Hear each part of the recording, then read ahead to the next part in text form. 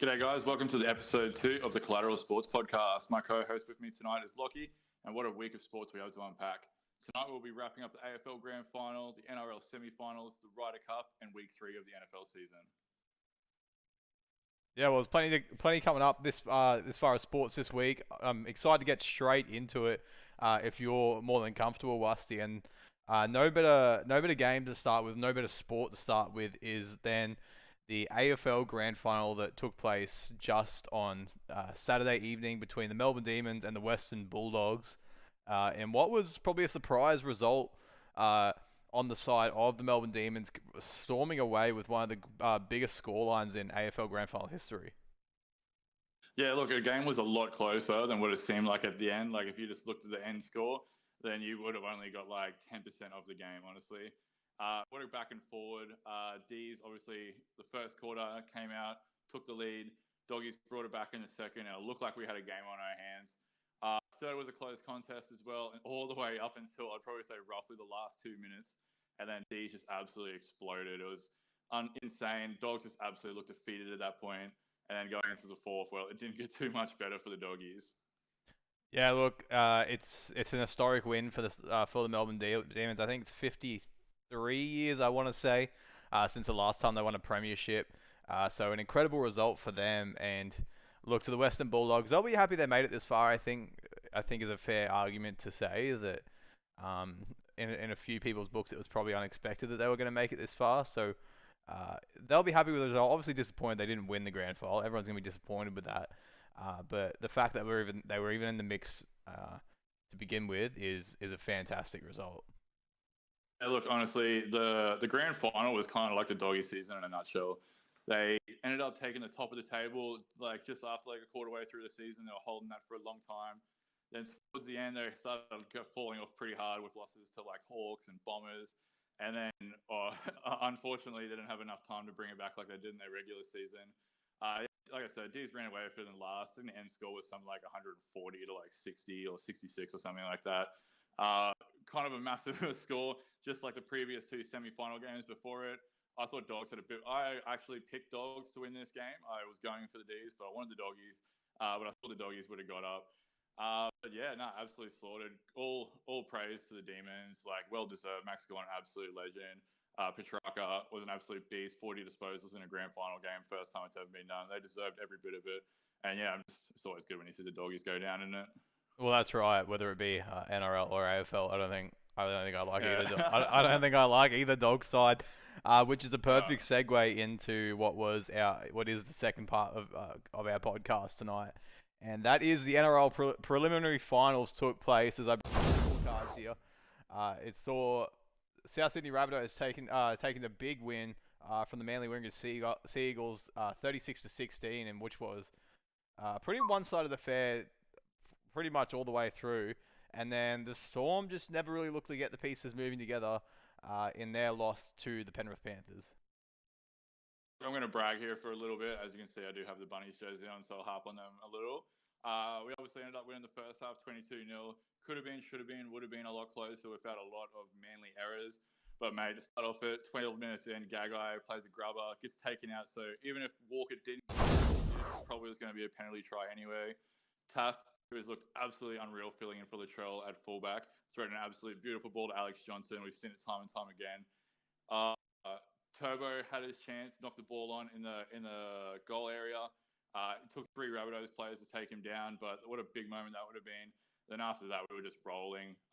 Campbell Graham was beautiful tonight, or that night rather, in attack and defense. He got his desserts because he did get over for a try. First half, absolutely unreal to the Bunnies. Did not see a scoreline like this coming. But even Bunny supporter, I knew it wasn't over. That we had our work cut out for us in that second half still to come.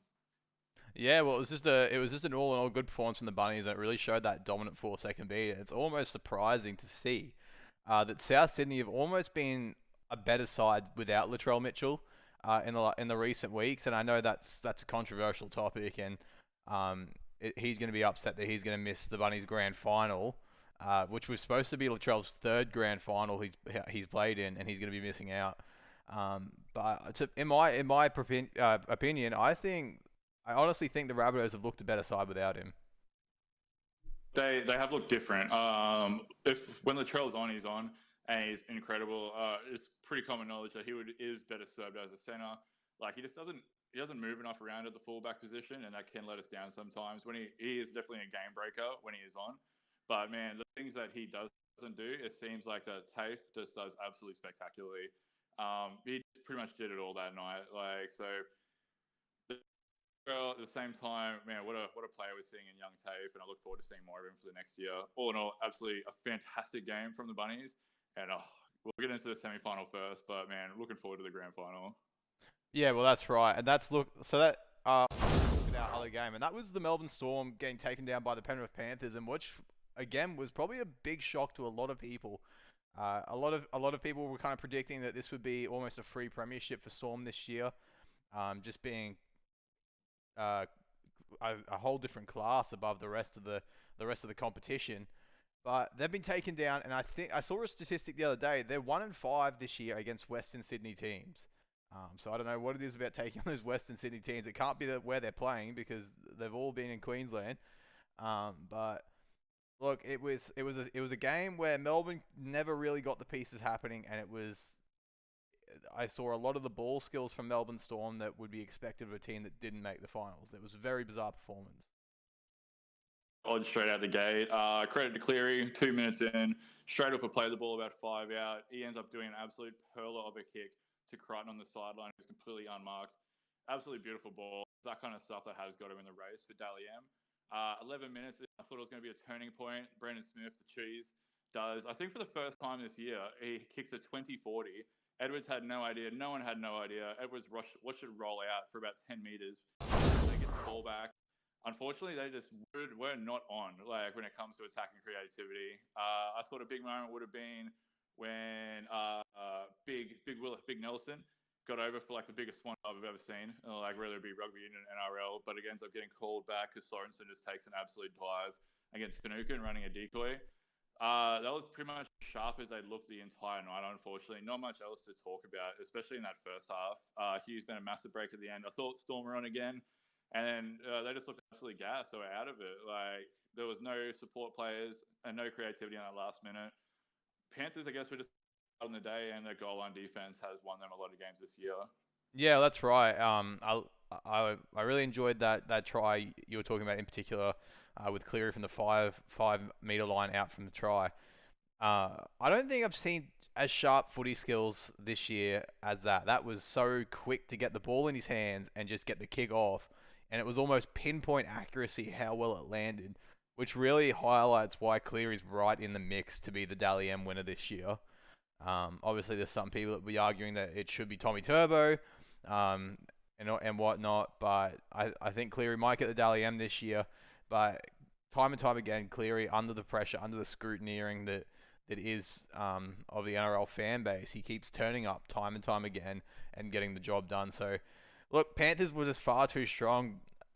And they just looked like a well-organized unit. I think what made it so hard for the Melbourne Storm was that pressuring defense that the Panthers kept putting on Melbourne, and it made it so hard for them to get any sort of territory to kind of let the foot off a little bit and get their breath back. And so by the end of the first half, Melbourne I was seeing hands on hips, and they just looked like an exhausted side that had been run off their absolute feet all night, and it was only the end of the first half.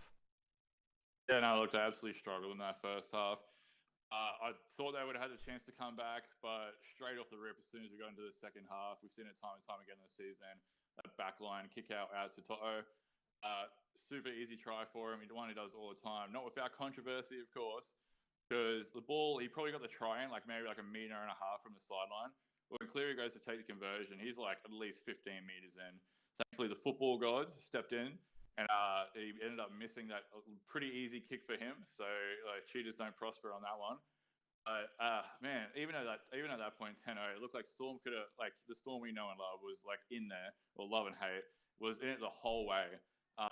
It took him till like the 60th minute, I think, before they got their first try, and it was an absolute nothing play. Munster grubbers it in, and a bit of Pappy magic ends up bringing that ball down for a try. And then there was just nothing. They just had absolutely nothing. Panthers looked so much better of a team than Storm did. The defense held them up. Yeah, can't wait to get into the grand final. I hope we get that Panthers side. If we get the same Panthers side that Storm got, then we're in for a party. Yeah, well, it was. I think what was so bizarre about the Melbourne Storm on Saturday night was how they just were able to march themselves up to around that 40 or 30 meter line inside Panthers territory, and they just dropped the ball. Yeah, oh, Quite literally, like they were so it was almost too easy for them to get up the field. But once it became time for them to start getting their attacking set ready, they just looked disjointed. And look, I think Bellyache might have had a few choice words for them in the sheds at halftime and at the end of the game. It was a bizarre one that they'll look back on, and they won't let that happen again. I think, and the Melbourne Storm we know won't let that happen again. Um, but what is exciting for the NRL as far as finals and getting into the grand final stage of the season is it's probably two teams in the grand final, or probably one team at least that we really didn't expect to be there. Like if we looked back at sort of mid-season area, I probably didn't pick the Rabbitohs to be in the grand final. They've played well up until this point, but I didn't pick them to be there. I definitely picked the Panthers to be there. But it's great to see them in the mix, and so I think grand final is going to be a great day. But I totally agree with you. If we see the same Panthers side on the grand final as we saw on Saturday night, I think Rabbitohs might have a fun day out. look, it's all just going to come down to unforced errors. There's not too much you can do about forced errors, but Storm just came up with the candy way too many times to actually ever be in that game. Near played perfect. We had a lot of the balls bouncing the right way for us against the Manly game, so it's going to take a lot more of that going into the grand final. But the team is dangerous as the Panthers. Like no one expected us to get this far. No one expected us to get to the grand final. No team has ever won a grand final by losing by more than 50 points in a season, and we did it like twice, and that was against the Storm and the Panthers. So man, what a year to break some records, I reckon. Like send Benji Marshall off with a beautiful farewell gift. Reynolds off to the Donkeys next year, obviously. Like it's just Latrell missing out on the grand final. Everything is just looking spot on and perfect for us to take home this one. And I can't wait for it. Yeah, that's right. I think you just highlighted there's a lot of great storylines coming out of this grand final that um, could be really, really beautiful to see. No bigger storyline than Benji in probably his last grand final ever. Um, One last kind of run at the ring and see if he can get it done. And this will probably be Reynolds' last time we'll see in a Rabbitohs jersey. So there's some cool storylines here. Reynolds has been such a club person for the Rabbitohs, so you'd love to see him kind of come away with the chockies and get the job done. So look, there's probably not much more to say about the grand final matchup, but I think Rabbitohs are looking a very strong chance against a battered and bruised Panthers side. I couldn't agree more. I don't think if I've picked the Rabbitohs too many times throughout this whole final series, to be honest with you. And so I'm going into this one strong. I reckon we take this one +6. What are your predictions for this one, mate? I think it's going to be I think it's going to be a I reckon Rabbitohs by 10. I hope you're right, buddy. I'll buy you a beer if you are. Rabbitohs by 10, I think. I think it'll be close, but I think Rabbitohs is going to be a bit too strong. They're just looking so organised, and their attack is looking so good. But having said that, they are coming up against the Panthers, who are one of the best defensive sides in the NRL this year. So I don't know. I'm not sure, but I do think the Rabbitohs are probably going to get there by 10. I look forward to watching them get up by 10. Yeah, all right, beautiful. Well, let's highlight what happened else this week, and it wrapped up this morning, and that was the Ryder Cup, the Europe versus America in the coveted Ryder Cup of golf, and that was at Whistling Straits, one of the toughest courses to play going around. And it saw America come away with a dominant win right across the board, whether straight from day one. America came flying out of the gate. They just looked a better team. And I don't think it was necessarily the talent pool because I think both teams had deep talent pools. Europe obviously had John Rahm, who arguably is the best golfer in the world right now. But the US, they just played so well and they were just on their game. And I think this proves time and time again that the US is one of the best talent pools for sporters for all different sports all across the world. And time and time again, America just produces great athletes that can achieve incredible things. And I think, look, I think Europe will be reeling from that one, and I think the world will be on uh, on watch for when they come up against America in the President's Cup in just a few. I think it's next year that is. And so, look, well done to the US. Europe, condolences, but not much you can do. But let's move on to our final topic for tonight, and that is the NFL Week 3. And there was plenty of action happening right across the board. Obviously, only one game before the weekend, and then the rest of the games kind of rolling out from the early hours of this morning, and one more to go tomorrow. That kicked us off this week was Panthers. Texans ended up getting up on that one, 24-9. Sam Darnold just looked like a brand new man since leaving New York Jets, and doesn't everybody? Ended up throwing for 304 yards. His favorite target is DJ Moore, who had 126. Look, all things considered, Texans were obviously still without their main starting quarterback, and even their backup quarterback, Tyrod Taylor. If you were following along with my Twitter, I did have this one on a multi.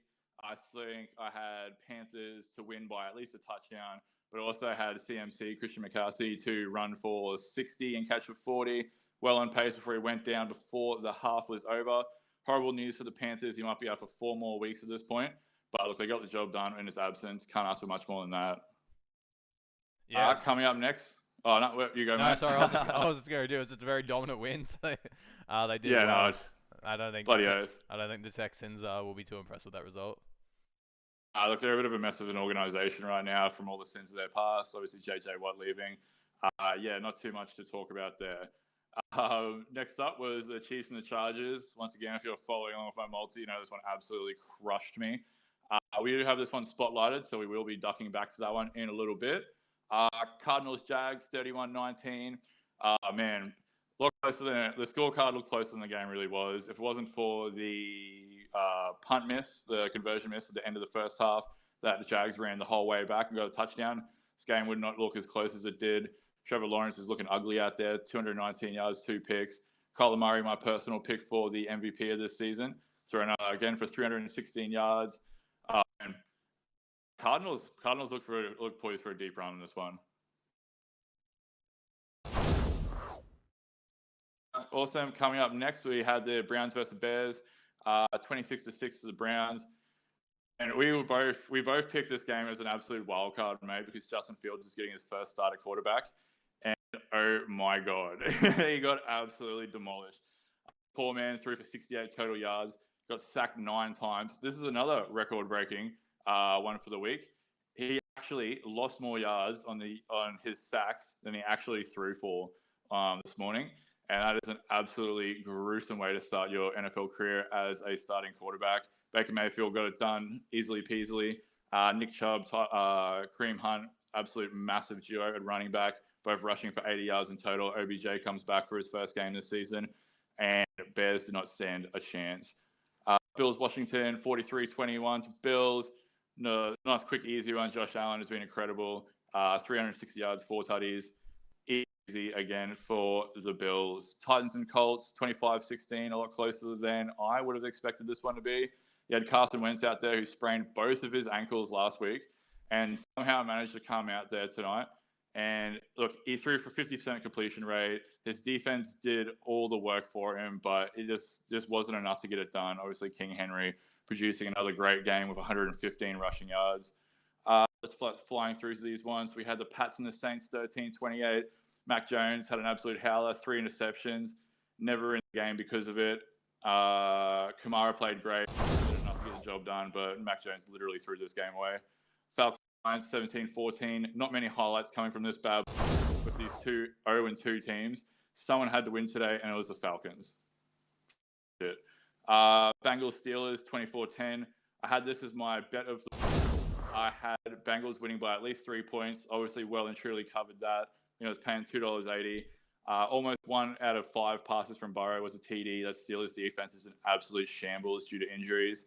So great win for the Bengals. Bad luck for the Steelers. Ravens Lions, oh mate, 19-17. DeAndre Swift showed out again, receiving and catching the ball and running the ball. Lions look finally poised to get their first win of the season. But mate, did you see that field goal to end the game? Yeah, well, like, are we talking about the record-setting field goal? The same. Yeah, I don't think we'll ever see anything like. Well, actually, sorry, I do think we'll see something like that again. I think athletes in the modern era are becoming stronger, more powerful, and more dynamic out of their with their speed, their strength, and so I actually do think we'll see longer field goals like this. It won't be an everyday thing, but don't get me wrong. Uh, but I do think we will see far more of these longer field goals taking place, and I think we're seeing players actually have more confidence to do those longer kicks now because they are so powerful with the boot. So man, what a field goal! What, and he just slotted it. I think from memory, it hit the crossbar and just bounced over, which is you could do that kick 100 times and you might make it that many. I don't think. Don't do it in the fashion he did by tapping the crossbar and getting it over. That's right, Oh yeah. man, Lions be heartbroken off that. Like I said, look, finally poised to get their first win of the season. They're a much better team than their record shows. Lamar Jackson threw an interception. It looked like it should have closed the game, but man, Justin Tucker, 66 yards to win the game and a walk-off field goal. Absolutely incredible. Let's keep it moving. Broncos Jets, not much to talk about here. Broncos get up 26-0. Zach Wilson, great quarterback in making, but he struggles against one of the best defenses in the NFL. And as long as he's wearing that green Jets jersey, he will continue to do so, in my opinion. Raiders Dolphins 31-28. This is an overtime thriller, one of the rare overtime games where both teams actually ended up scoring in OT, but the Dolphins only managed to get the field goal, and then as the rules go, Raiders got the ball touchdown. Oh man, how about that? For the second time in 3 games, game goes to OT. They come off the win. Raiders without their best running back, their star player, Josh Jacobs, and Carr still throws 390 yards and 2 touchdowns. Miami gave them a scare, missing their starting quarterback, Tua Tagovailoa, but they looked great without him. So bad luck to the Dolphins, and Raiders just keep on rolling. Can I ask a question about the Jets real quick? A bit off topic, but I just want to ask a question. Do we think they're pretty doomed for bad things for quite some time yet? Guys, anywhere near that franchise, they are absolutely doomed. Which is probably why that was the only team that would touch Valentine Holmes. Valentine Holmes, Le'Veon Bell, like you name it. Like Sam Darnold, everyone wrote off as an absolute bust. He leaves. And in 3 short games at Carolina, he's just looked absolutely superb. I think anyone who goes there is just going there for a check at this point. They are never going to win as long as they have gays anywhere near that training facility. It's just an absolute mess. I did expect a little bit more from Zach Wilson, obviously coming in, rookie quarterback. But there's just nothing you can do with everything that's around them there. Any good player that goes there is just there for a check. We've seen it with Le'Veon Bell. Jamal Adams was their best defensive player. He's out of the Seahawks now. Like, if you have any, I can't remember his name. His name will lose me, but he was a running back who went there at the start of the season. And now he's announced that he's retiring because he just doesn't want to lose any more games. So it just kind of sums up the Jets. Just a mess of an organization. I don't know how long it's going to take for them to get it right. But hey, at least they're giving they're making Jacksonville Jaguars feel a lot better about themselves. That's for sure. As long as they're in the comp. The New York Jets are really like the Minnesota Timberwolves of the NFL. Shout out. But yeah, look, they are pretty Timberwolves-ish. They get good picks, and it just doesn't matter. They can't do anything with it. I look forward to seeing Anthony Edwards this year, obviously. But man, like they're just scraping the bottom of the table every year, it seems. Yeah, that's right. Look, I think they're pretty doomed for great badness. But you keep kicking on with our scores. Oh, you're gonna absolutely love this next one that we're wrapping up, mate. We have the Rams versus the Bucks, a 34-24. I want to say thriller, but it wasn't really a thriller. Like it looked comfortable the whole way. This one is an absolute spotlight that we'll be definitely getting back on. And I'll be letting Lockie lead this one. Obviously, if you didn't know, now you know he's a Rams supporter. He's been through the dark days. He's been through the quarterbacks, but he's got an absolute monster in Stafford playing there for him now. QB1. QB1, baby. What an absolute team up and down. Definitely have big things coming, but we will get back to that. We'll save that as another spotlight. After that one, we had the Vikings Seahawks 30-17 to the Vikings. Freaking Cousins, man. Went 30 of 38, 323 yards and 3 tutties. No Dalvin Cook, who's arguably a top 3 running back in the league, if you're not top 5. And he still gets it done against a very strong Seahawks team. Wilson had an absolute day as well, throwing 300 yards. DK Metcalf caught for 110. But Kirk Cousins just put on an absolute clinic today, and I think anyone would have lost to that team. Last game before we end up going back to our spotlights is another spotlight, but we'll get back to that one, which is the Packers versus the 49ers.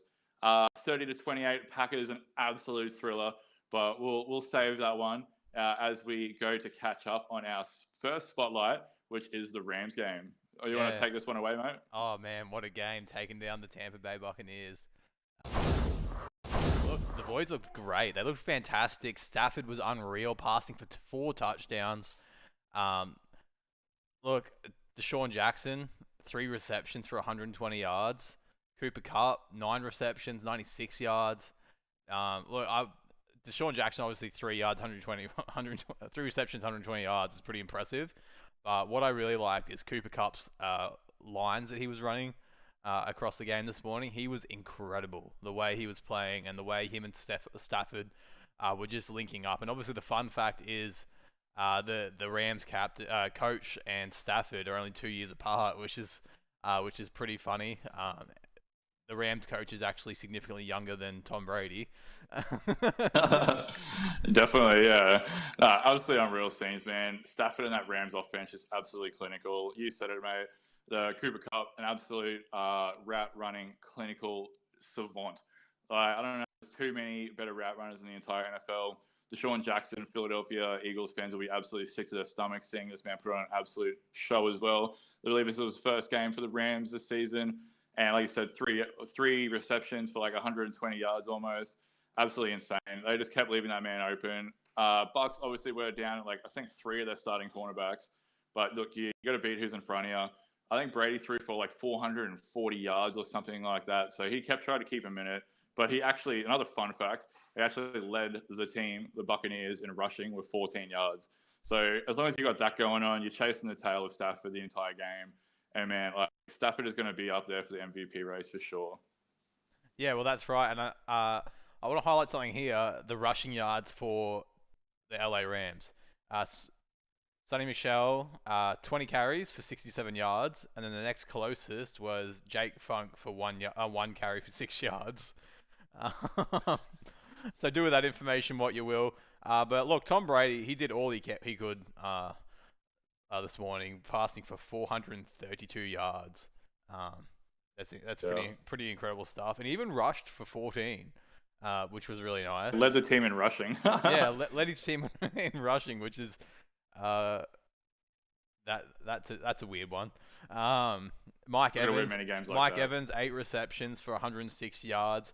Rob Gronkowski was kept pretty quiet, but he also was off the field for quite a significant amount of time after he got a heavy hit to the ribs. Because it's obviously quite widely regarded that Rob Gronkowski doesn't use rib protection, and he just got absolutely peppered in the ribs from what was a pretty gnarly pass from Tom Brady. But there's not much you could have done about it. It looked fine. It was just unfortunate the way that it all kind of happened. But LA Rams, baby, 3-0, 3-0. Clean legal hit, but Jalen Ramsey and the boys, Aaron Donald, they are not messing around. Yeah, look, that defense is absolutely stout. So they're as good offensively as they are defensively. And man, what a team! Like, how deep will the Rams go? You reckon? Yeah, well, it's too hard to say at this point. Obviously, we had such a great year. We've kind of been building to this point, but yeah, you highlighted it just there. Jalen Ramsey, I didn't mention it earlier, but he was incredible on defense. We were only talking about it this morning, but you and I, that Jalen Ramsey is so hard to stop on defense because he doesn't play a traditional position. He just really plays wherever he kind of feels like in that set, and it just seems like he's always in the right place at the right time to stop what's happening. So, man, Jalen Ramsey's been an incredible pickup for LA Rams over the last season and a half, I think it's been. But look, LA Rams, Tampa Bay will be one of the harder competitions they'll come up against this season, but I think there's still a bunch of teams that are probably going to cause us grief. Obviously, the Lamar Jackson effect could be a big issue for us. It'll test our rushing defense from the quarterback and whatnot. So let's wait and see. But yeah, they're definitely destined to make a deep run. Awesome. Well, as long as I'm talking about your team, mate, let's get on to the team I got back here behind me. And that was our second spotlight of the night, which was the Packers versus 49ers. 30-28. Packers ended up taking this one. We both got to watch this one after our seasonal game of golf that we play before every stream that we do. And yeah, what an absolute shit Aaron Rodgers and Devontae Adams put on for us. Quieting the haters once again. Everyone's saying Aaron Rodgers is washed, same as every year, that he doesn't want to be there. And he only ended up finding Devontae Adams for quite 130 yards and a tutty. But man, the absolute story of the game would go down to that last 2 minutes of the game and that final drive. Jimmy G did all he could. He looked fantastic. Get him into the touchdown with 40 seconds to go, going up by a point. And mate, you want to bring us home on that one? Yeah, well, Jimmy Garoppolo was really good. I don't think anyone can accuse Jimmy of not trying his best and putting his best foot forward in that game. He was actually really incredible. But look, Aaron Rodgers, what an incredible Aaron freaking Rodgers. What an incredible player Aaron Rodgers is. Obviously, there was a lot of talk in the preseason. It was quite a tumultuous preseason for the Green Bay Packers, with a lot of talk that Rodgers didn't want to be there anymore. He's past his prime and whatnot. And time again, Aaron Rodgers proves that he can turn up and he can do it. And I loved just as the Packers won the game, the passion he had about winning that game. So you can't argue that Aaron Rodgers doesn't care about winning and he doesn't care about participating for the Green Bay Packers. So he did such an incredible job. But yeah, I agree. It was that last 2 minutes, obviously, with the 49ers going across, and you could see a lot of the 49ers bench were actually celebrating like they had won the game. Everyone was celebrating in that crowd, yeah. there was a lot of people in San Fran. Oh, sorry, there was a lot of people from San Francisco celebrating. But man, that last push, what was there? 36 seconds left on the clock from the start of their push from the 25-yard line in Green Bay territory, and they got all the way to about 35 out. No, sorry, it was 45 out. And it was about a 50-yard punt, and man, the Green Bay Packers kicker just slotted that thing straight through. It was impressive. Who was that? Mason Cassidy, obviously. Sorry. Yeah, is it Cassidy? Yeah. Yeah. Mason Cassidy just slotted that thing through. It looked like it was gonna miss, and then just crept its way through. But what an ice cold kick in a clutch situation. Just proving that you don't have to be the guy with the big minutes to make a big impact in the game. Obviously, only being the field goal guy, it can be a little touch and go, but he did so well. Look, Green Bay, that was a great win. It was a really, really good win. Win that was right on time as well, mate. Like I said, 40 seconds to go is 40 seconds too long for Aaron Rodgers. You can't leave that man out in the field for 40 seconds and then start celebrating early. Even though they had no timeouts, he marched him up there. And Mason Crosby, he hasn't got the leg that Tucker's got, but man, he slotted that bad boy. And just to see, like you brought up first, the passion from Aaron Rodgers watching on the sideline. I think it was down and creeping down. He watched that bad boy sail all the way through. And yeah, just the pure joy and passion behind him, getting up and celebrating. You can't really accuse that man of like caring any less than what he's done. No, that's right. It was a win that we needed because every time we lose, they're going to say that Aaron Rodgers doesn't want to do this and he doesn't want to do that. So look, it was a win that was right on time. Good for the boys. We're missing a couple key players, but man, I guess the last NFL game I want to wrap up with is the one that is on tomorrow morning for us, around 10:15, which is the Cowboys versus the Eagles. I'll get into a quick prediction for this one, and we've probably got to wrap this one up. Look, Eagles without their star O-line man and fellow Australian, Jordan Mailata. You've probably all seen him on like Facebook a couple times now, like how massive a story he's had. They're missing him. They're missing their fellow O-lineman, Brendan Brooks, as well as their defensive end, Brandon Graham. A lot of injuries to a very, very shallow to a very shallow Eagles team. I think the line for this one is just Cowboys -3, but I would take that a lot higher. If you go to -6.5, it's paying $2.30. And look, it could go more than that. We know how shaky the Cowboys can be at best of times, but that is a very, very frail, empty defense. So I look for Cowboys to take this one absolutely easy to wrap the week up. Yeah, I agree. I'm probably gonna go with the Cowboys here to storm away with this one, but the NFL has just been so full of surprises so far to start the season. Obviously, it's kind of hard early season to make predictions about who's gonna do what, because we haven't really got a full taste of what's going on. But yeah, look, I got my tip going towards the Cowboys. And an extra game this year, so who knows what's going to happen. That was this week in NFL. Yeah, I want to highlight just before we close up is the struggles of the Kansas City Chiefs. Um, Definitely. the superstar team that has not got it happening whatsoever. Just absolutely in shambles. I do feel sorry for Patrick Mahomes. He does have to. Seemingly, he has to put at least over 30 points on the board for them to win any game this year. I forgot this was out of the spotlight, mate. Thanks for bringing this one back. This one absolutely destroyed my multi. If you were playing along with that one, I had a multi going. I was paying $20 to dub, and this was the only fail. Did not see that coming. But man, Patty Mahomes threw away a couple bad balls in the second half there.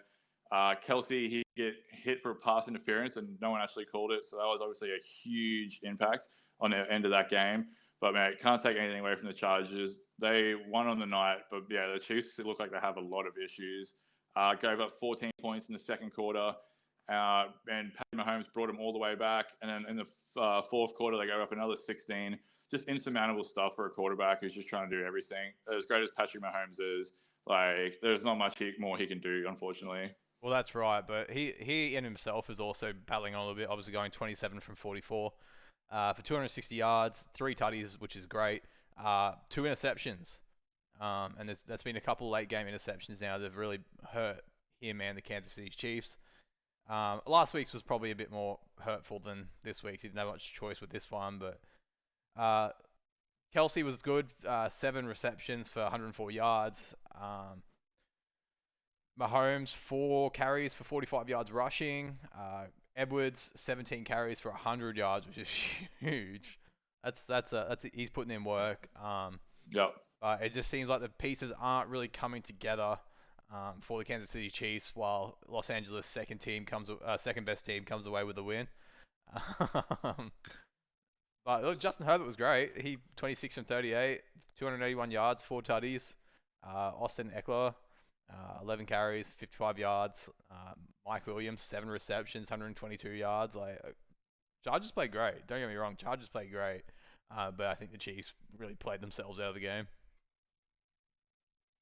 No shot to stay in that one. Anytime you have wide receivers with small amount of receiving, small amount of catches, but massive yards, they're absolutely just taking the top off defenses. Their secondary is absolutely shot to pieces. It's not an easy fix. I guess Kansas City, if they want to keep winning, which I'm sure they will, is just going to have to keep dropping 40 bombs on everyone. But other than that, there is not too much, unfortunately, you can do. Andy Reid, actually, the Kansas City head coach, had to get taken to hospital after the game. There's a joke there, but honestly, all good faith. I hope Andy Reid is all right and makes a speedy recovery. But yeah, look, praying for Andy Reid, praying for the Chiefs. They got a long road ahead of them. Yeah, that's right. Well, let's hope the Kansas City Chiefs can start to turn around, because we know they're a better side than what they're performing right now. And I think on a good day they're definitely better than the Chargers on a good day. It was just unfortunate the way it went. But that wraps us up for the evening. That is the Collateral Sports podcast. Lusty, thank you for joining us. It's been a good one. We've covered some pretty hot NFL games. It's going to be a great week 4 ahead. I'm excited to see what's going to take place. Who's your team to look out for in week 4?